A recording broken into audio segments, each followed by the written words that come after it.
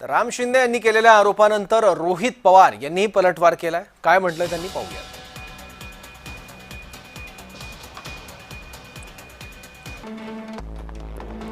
Tweet केलं रोहित पवारांनी, passport राज्य सरकार नाही तर केंद्र सरकार देत असतं. एवढी साधी गोष्ट कळत नसेल तर हे दुर्दैव. घायवळ देशाबाहेर आहे, आपणही मागील काही दिवस देशाबाहेर होतात, म्हणून कदाचित अहिल्यानगर एसपी साहेबांनी दिलेलं स्पष्टीकरण आपण पाहिलं नसावं. ते आपण नक्की बघा. पासपोर्ट 2020 साली मिळाला तेव्हा केंद्रात भाजपचं सरकार होतं, याचा विसर पडला का? ज्यांना आपण राजरोसपणे विधिमंडळात घेऊन फिरलात,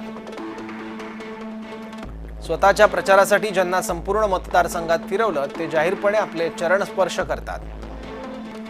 ज्यांची जाहीरपणे ओळख आपण इतर आमदारांना करून देतात, त्यांच्याशी दूरपर्यंतचा संबंध नाही असं कसं? मग दूरपर्यंतचा संबंध नाही तर खूप जवळचा संबंध आहे असं तर म्हणायचं नाही ना आपल्याला. आता प्रकरण अंगलट आल्यानं गोल फिरवण्यापेक्षा घायवळने तुमचा प्रचार केला की नाही? तुमच्या बहुतांश सभांमध्ये घायवळने भाषणं केली की नाही? मुख्यमंत्र्यांच्या स्टेजवर तुम्ही घायवळला बसवलत की नाही ते सांगा. मुख्यमंत्र्यांनी घोषित केल्याप्रमाणे पासपोर्ट कुणी दिला? बंदूक परवान्यासाठी कुणी शिफारस केली? या सगळ्याची तात्काळ चौकशी करून सत्य समोर आणा.